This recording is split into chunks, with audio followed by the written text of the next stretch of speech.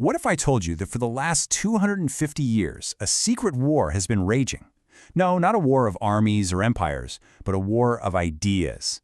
A titanic struggle that has shaped every single dollar you've ever earned, every job you've ever had, and every choice you will ever make. This isn't just history, folks. This is the invisible blueprint of your world. At the very heart of this war are two rival titans. On one side, you've got the champion of individual liberty, Adam Smith. He believed that free people, just by pursuing their own interests, could create a world of unimaginable wealth. And on the other side, his ultimate challenger, Karl Marx, who saw that exact same system as a trap, a machine literally designed to exploit the masses for the benefit of a powerful few. Their clash of ideas would ignite revolutions, build entire nations, and then tear them apart. Welcome to Anime Economics, where we unravel the complex forces that shape our world.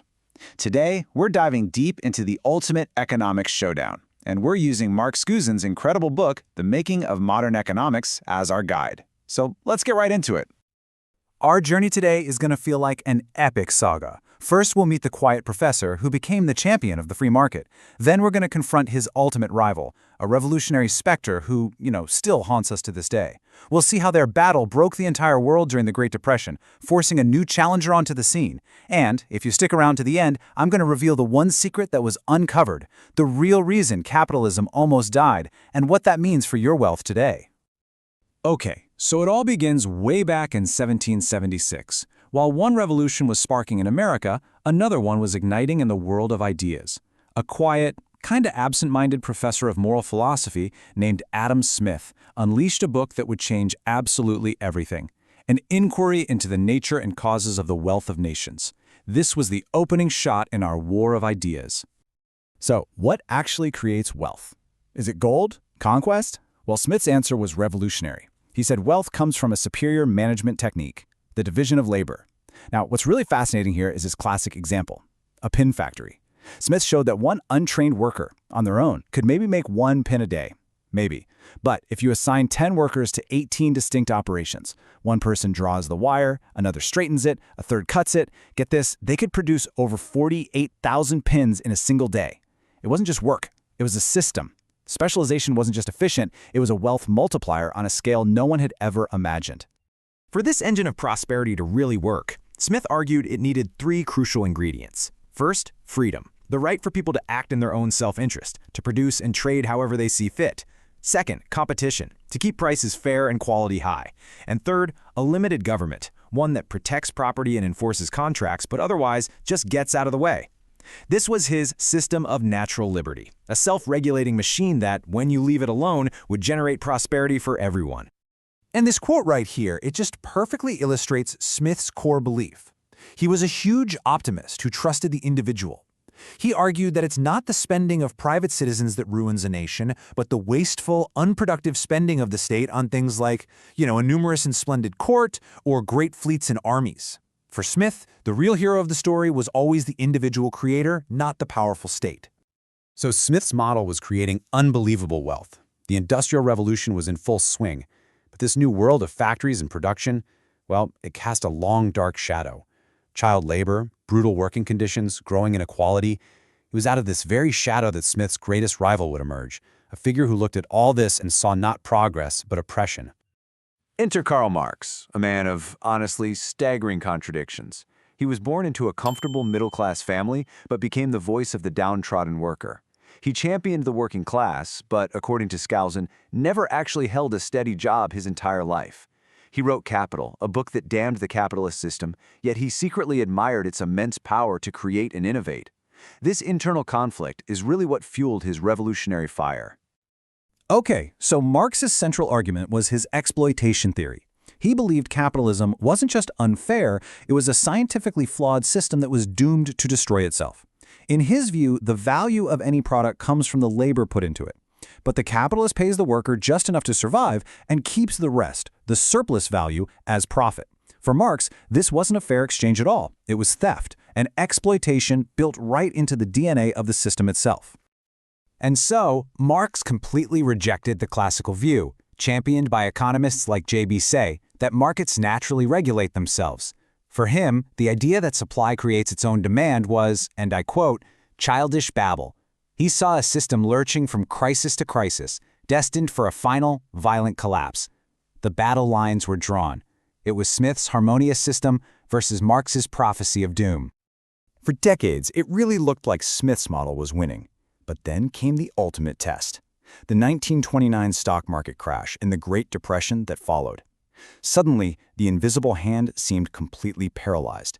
Banks collapsed, businesses failed, millions were thrown out of work. It looked like Marx might have been right all along. Adam Smith's champion system had fallen to its knees. The world was desperate for an answer, and into this chaos stepped a new challenger. Not some wild-eyed revolutionary like Marx, but a brilliant, sophisticated British economist, John Maynard Keynes. He wasn't there to destroy capitalism. He was there with a radical plan to save it from itself. Keynes's diagnosis was, stunningly simple. In a crisis, he said, everyone panics. Businesses stop investing and consumers stop spending. They just hoard cash. This creates what he called a vicious circle. Less spending means less income, which means, you guessed it, even less spending. The classical advice to save more and cut costs was actually making things worse. In a radio broadcast, Keynes argued that if you save 5 shillings, you put a man out of work for a day. The only force powerful enough to break this cycle, he argued, was government, the G in his famous equation, Y equals C plus I plus G. Government had to step in and spend when no one else would. It was a radical idea that would end up dominating economic policy for decades. Hey, if you're finding this battle of ideas as fascinating as I do, take a quick moment to like this explainer and share it. It really does help us create more of these deep dives for you. Now, Keynes's idea was revolutionary, and it worked for a while. For decades after World War II, governments spent their way to prosperity. But then, in the 1970s, the Keynesian model faced its own crisis, a monster called stagflation, high inflation and high unemployment happening at the same time. The theory said this was literally impossible. The system was breaking all over again. The world needed a new hero. And from this crisis, a new champion for Smith's ideas emerged. Enter Milton Friedman, a professor from the University of Chicago. He launched a powerful intellectual counterattack, arguing that the world had completely misunderstood the enemy. He and his colleague, Anna Swartz, spent years, and I mean years, digging through mountains of data to uncover what really happened during the Great Depression. And here it is, the secret I promised you. In their monumental work, A Monetary History of the United States, Friedman and Swartz dropped this bombshell. The crucial point is this: during the worst years of the Depression, the total amount of money in the U.S. economy didn't just stop growing, it actually shrank. It fell by over a third. This was the hidden cause, the smoking gun that everyone had missed. Friedman's conclusion was just devastating.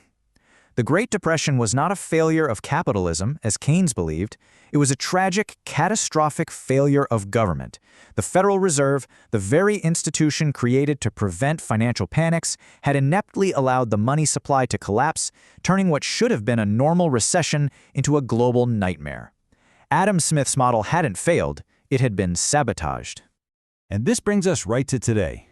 This great battle of ideas, Smith versus Marx, Keynes versus Friedman, this isn't some dusty chapter in a history book. It is not over. In fact, it's raging more fiercely than ever. And the battlefield is our modern world. It's the debate happening inside our governments, on our news channels, and even inside our own minds. Every single time there's a crisis, the same 2 armies march out. On one side are the Keynesians. They argue for more government spending, stimulus checks, public works projects, what we call fiscal policy, right? Using government spending and taxes to influence the economy.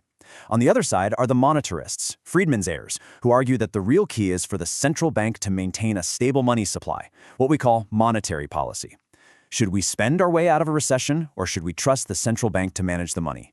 This is the central economic question of our time. So, I'll leave you with this. Do you believe, like Smith and Friedman, that the engine of prosperity is individual freedom within a stable system? Or do you believe, like Marx and Keynes, that the system is inherently flawed and requires the constant guiding hand of the state? In this ongoing war for our economic future, whose side are you on? Let me know what you think in the comments below. Thank you so much for joining us on this deep dive into the battle that shaped our world. If you've stayed until the end, it means you're not just curious, but you're actually committed to understanding how the world really works. That discipline and desire for knowledge alone separates you from the vast majority. Here at Anime Economics, we turn economics, politics, and power dynamics into clear, visual stories so you can understand how the world really works and make smarter decisions. If that sounds valuable to you, make sure to subscribe so you don't miss our next explainer. And if you want to continue this journey and get the full, detailed story, I highly recommend clicking the link in the description to purchase Mark Skousen's The Making of Modern Economics. It is an absolute masterpiece. Goodbye, and we'll see you in the next explainer.